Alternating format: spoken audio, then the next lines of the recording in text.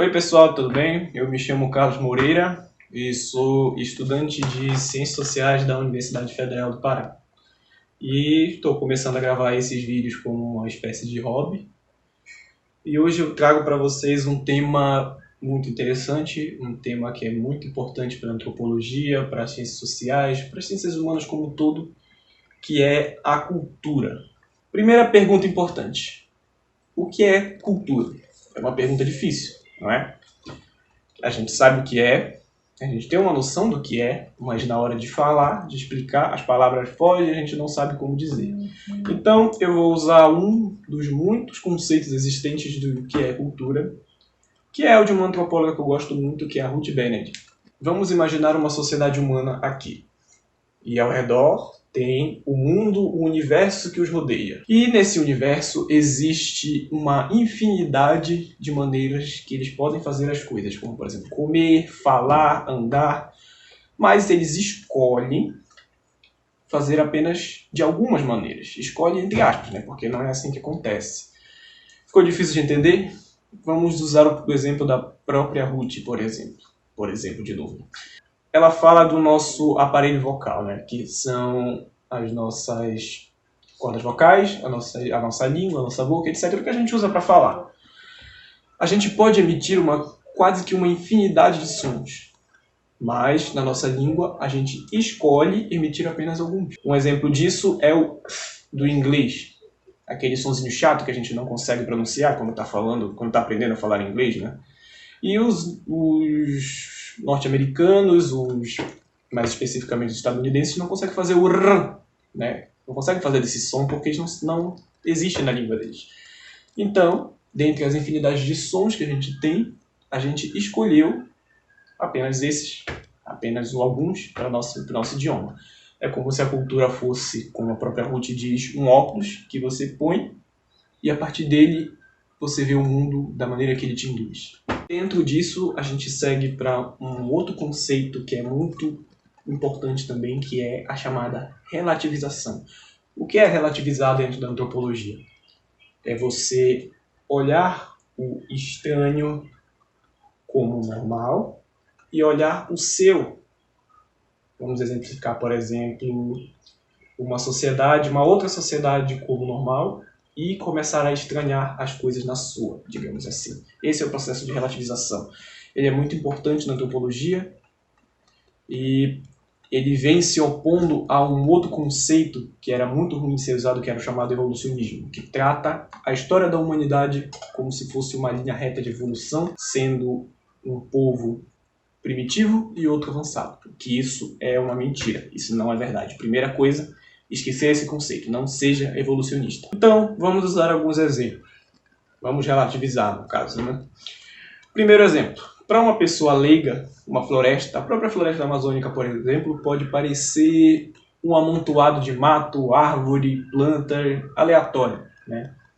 Mas, para um indígena tupi que vive lá, ela não se trata dessa forma. Ele consegue se orientar perfeitamente lá dentro, da mesma maneira que você se orienta dentro da cidade, por exemplo, virando a esquina tal, dobrando no prédio tal, na frente da loja tal. Ele consegue se orientar e aquilo não é desordenado.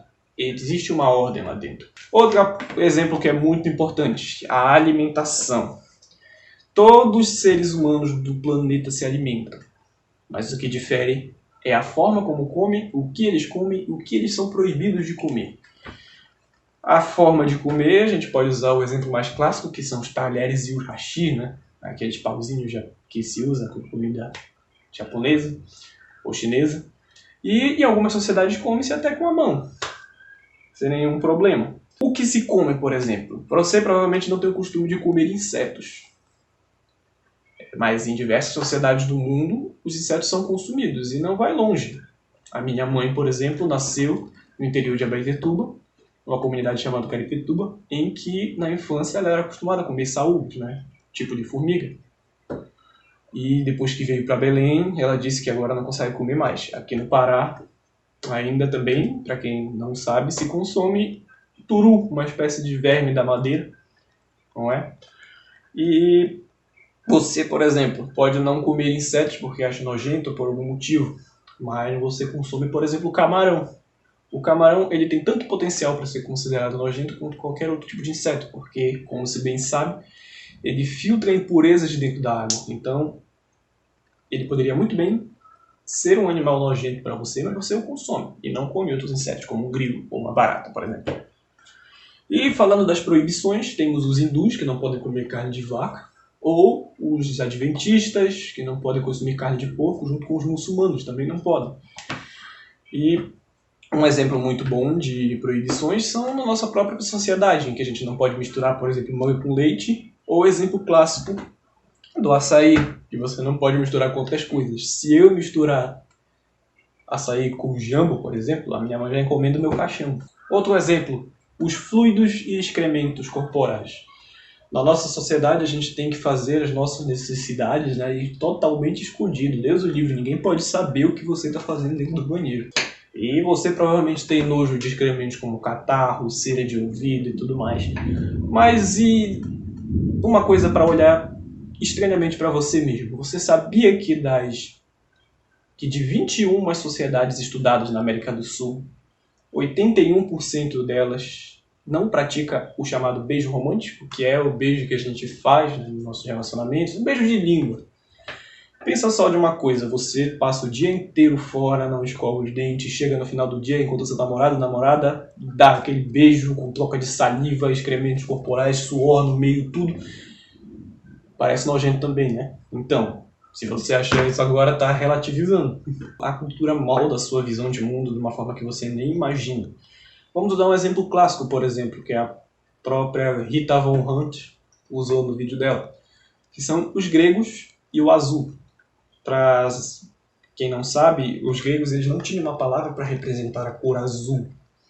Eles falavam de coisas como o céu, o mar, como tonalidades de rosa, tonalidades de roxo, tonalidades de preto. E o pesquisador que estava fazendo parte dessa pesquisa, o Guy Dutcher, ele tentou fazer um experimento com a própria filha. Ele ensinou para ela a palavra azul, mas não ensinou ela a associar a coisas como o céu, por exemplo. E quando ele perguntou para ela de que cor era o céu, ela disse que o céu era branco. Outro exemplo foi quando, na mesma pesquisa, fizeram uma experiência com uma tribo da Namíbia, que uma coisa que eu odeio é isso, colocar a tribo da Namíbia, como se não tivesse o nome do povo, né? Infelizmente não consegui encontrar. Mas enfim, nessa tribo da Namíbia, eles também não possuem uma palavra para cor azul, mas eles têm palavra para várias tonalidades diferentes de verde. Eu vou colocar aí no vídeo, por exemplo, eles participando do teste. Aqui, em que aparece o quadrado azul, eles não sabiam indicar qual era o quadrado diferente. Você provavelmente consegue ver porque na sua cultura existe a palavra para azul, né? Mas agora olha essa outra foto. Consegue dizer daqui qual é o quadrado diferente? Provavelmente você não consegue, porque não existe, digamos, essas palavras diferentes para diferentes tonalidades de verde. Mas eles conseguem indicar perfeitamente qual desses quadrados é diferente. Eu, por exemplo, fiz um trabalho da faculdade em que eu precisei estudar o candomblé.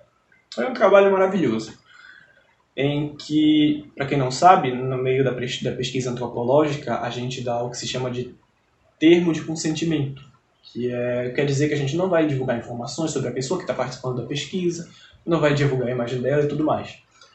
Nós passamos para um entrevistado, que era membro do candomblé, esse termo de consentimento. E depois, no vídeo, ele nos disse que ele assinou só por mera formalidade, que aquilo não significava nada para ele. Porque a partir da visão de mundo que ele tinha, aquilo era um pedaço de papel. Depois a gente poderia queimar, jogar ele fora, que ele não ia significar praticamente nada. Mas a memória da gente falando para ele que não ia divulgar a imagem, que não ia divulgar informações pessoais dele, ia ficar até o dia em que ele morresse. Isso é uma coisa para a gente pensar. Por que a nossa cultura necessita que a gente comprove as coisas escritas em um papel e com uma assinatura? Em que isso dá segurança para alguém? Já param para pensar isso? Essa é a chamada relativização. Cada tópico desse que eu falei poderia ser um vídeo solo, imenso. Se vocês quiserem que eu faça sobre algum desses temas alguma hora, mais especificamente, um vídeo sobre cultura e alimentação, um vídeo sobre cultura e homossexualidade, cultura e o corpo, é só dizer que eu faço depois, tudo bem? Muito obrigado.